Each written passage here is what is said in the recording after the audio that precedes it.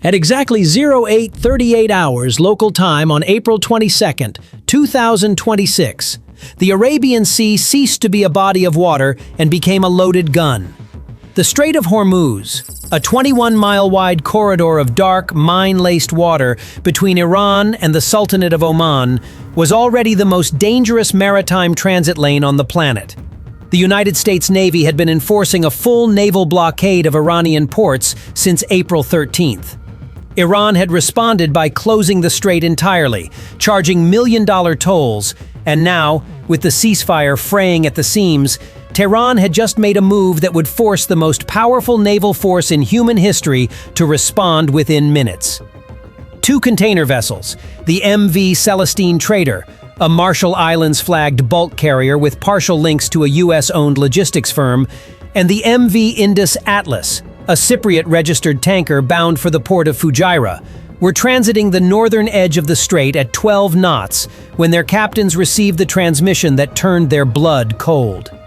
An IRGC Revolutionary Guard Navy patrol boat had broadcast on VHF Channel 16, the international distress and calling frequency. "Foreign vessels, you are operating in Iranian-controlled waters in violation of sovereign navigation protocols. Cut your engines. You will be boarded." Neither captain complied. That decision lasted exactly 90 seconds. What happened next was not a boarding action. It was a precision seizure operation that had been rehearsed for weeks. Two Iranian Sina-class fast attack craft, each displacing 275 tons and armed with C-802 anti-ship missiles, 40mm Bofors guns, and a complement of 30 IRGC naval commandos in full tactical gear, came screaming out of the shadow of Keshem Island at 38 knots, their bow wakes white and violent in the pre-dawn thermal haze. Simultaneously, an IRGC helicopter, identified by the USS Paul Ignatius as an Augusta-Westland AW-139 derivative, emerged from low altitude, dropping two fast-rope teams directly onto the forward deck of the MV Celestine Trader. The vessel's crew of 24, including 3 American maritime contractors, were brought to the bridge at gunpoint within 4 minutes. The MV Indus Atlas surrendered without resistance 11 minutes later, as a third patrol craft came alongside with its 40mm gun trained point-blank at the bridge windows. At 08:51 hours, U.S. 5th Fleet Command at Naval Support Activity Bahrain received a Priority 1 flash message. The Automated Identification System, or AIS, transponders on both vessels had gone dark. In the Combined Maritime Forces Operations Center, every screen simultaneously shifted to the last known grid coordinates of both ships. The duty officer, a Navy commander, picked up the STE secure telephone and spoke 4 words that set the entire Persian Gulf on fire. "Execute Razor Fence Alpha." The response was immediate, overwhelming, and already in motion before the commander finished his sentence. Because the USS Paul Ignatius, an Arleigh Burke-class Flight 3 guided missile destroyer operating just 18 nautical miles southwest of the seizure coordinates, had already gone to general quarters.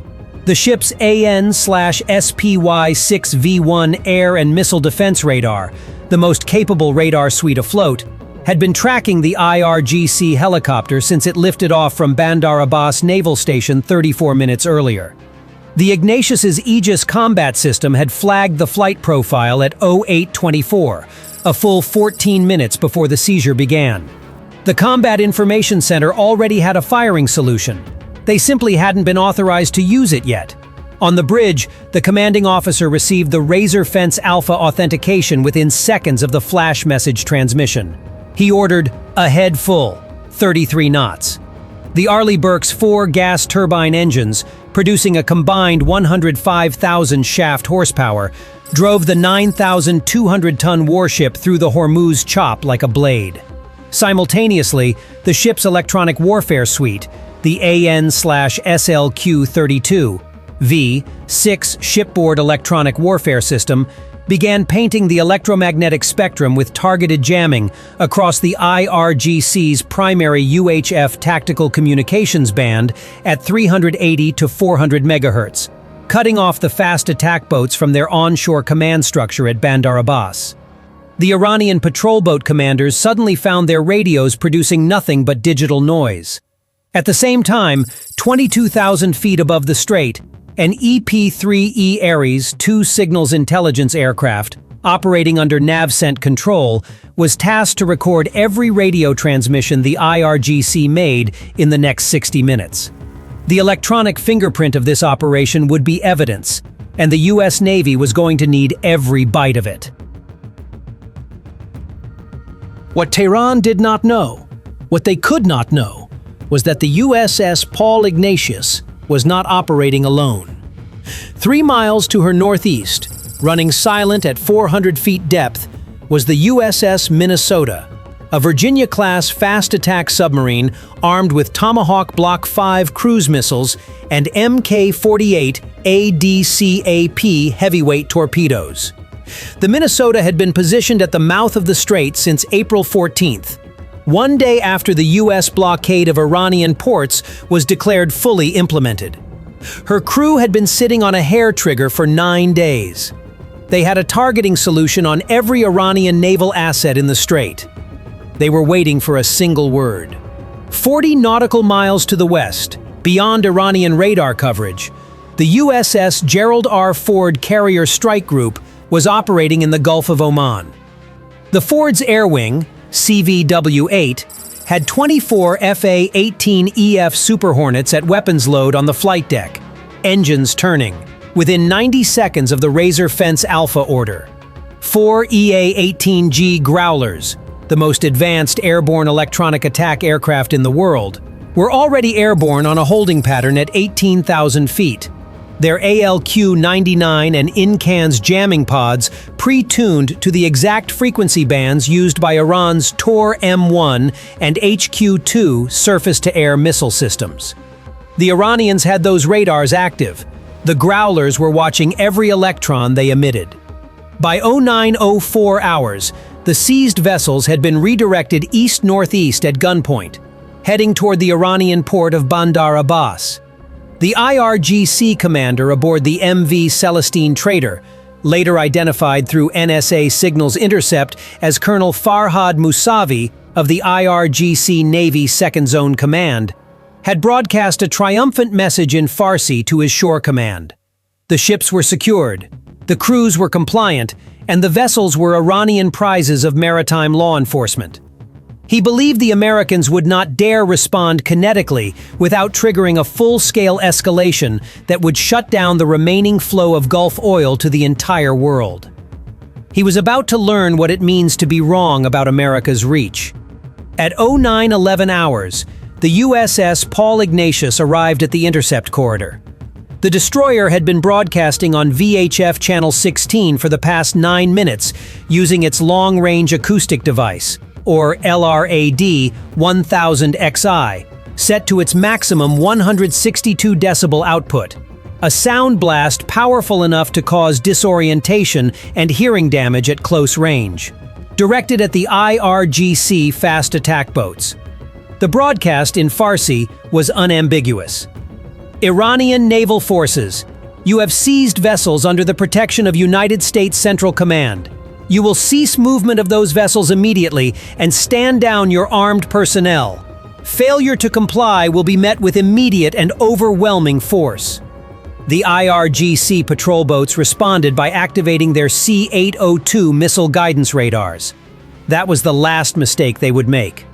The Aegis system on the Ignatius processed the radar lock in 0.3 seconds. The commanding officer authorized countermeasures. AN/SLQ-32 immediately fired a powerful burst of deceptive jamming into the C-802 guidance band, feeding false target data into the Iranian missile's seeker heads. Simultaneously, the ship's Mark 41 vertical launch system opened 4 cells, and 4 RIM-162 evolved Sea Sparrow missiles, or ESSM Block 2, were on deck-edge standby, not launched, but elevated and pointed. The message was visual as much as kinetic. The Ignatius was showing the Iranians exactly what was pointed at them. But the real play was already happening behind the scenes. At 09:13 hours, elements of SEAL Team 8, embarked on the destroyer in a special operations support configuration, were in the water. 2 VBSS, Visit, Board, Search, and Seizure.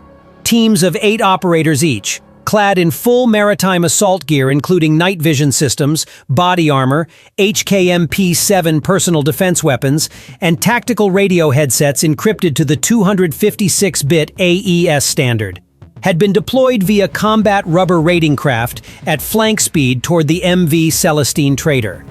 The CRRCs were running blacked out, radar cross-sections reduced to near zero by the operator's low-profile approach angle.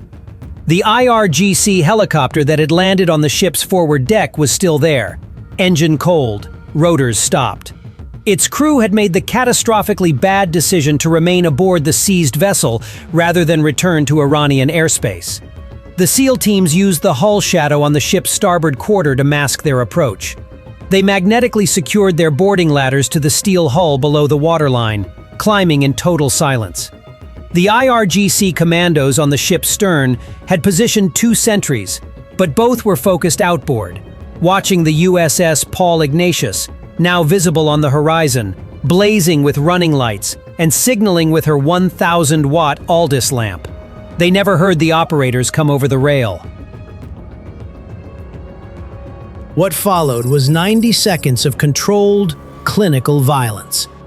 The SEAL teams simultaneously breached 3 entry points on the superstructure: the starboard bridge wing, the engine room access hatch, and the accommodation ladder, using explosive cutting charges that had been shaped to minimize fragmentation risk to the crew members being held in the bridge area. The IRGC commandos, 14 of them spread across the vessel, had no time to establish a defensive perimeter. Colonel Musavi, on the bridge with the captain of the MV Celestine trader, attempted to reach his unit commander on the tactical radio. The signal was already jammed. He reached for his sidearm. A SEAL operator had anticipated the motion before he completed it. 11 IRGC commandos were detained. 3 sustained injuries consistent with immediate physical restraint. Colonel Musavi was taken into U.S. military custody without further incident. The 3 American maritime contractors, along with 21 crew members from the Philippines, Bangladesh, and India, were secured in the ship's mess hall, physically unharmed. The second vessel, MV Indus Atlas, was cleared by the 2nd SEAL team in a parallel action that concluded 7 minutes later. The IRGC element on that ship, a smaller 8-man detachment, offered no resistance after the first operator breached the bridge door and the team leader broadcast a command in Farsi ordering them to the deck face down. By 0941 hours, both vessels were under U.S. military control, flying U.S. Navy jack pennants from their masts and reversing course toward Omani waters. The entire operation, from seizure to recovery, had lasted 63 minutes. At 0943 hours, the 2 IRGC Sina-class fast attack craft that had initially participated in the boarding made a terminal error in judgment. Whether from rage, defiance, or a catastrophically miscalculated order from ashore, possibly from a commander who had not yet grasped that his unit had just been neutralized, both vessels turned toward the MV Celestine trader and accelerated to attack speed. Their C-802 guidance radars came back online. The USS Paul Ignatius fired 2 RIM-66M Standard Missile 2 Block 3B rounds in rapid succession. Range to target, 11 nautical miles. Time of flight, 47 seconds.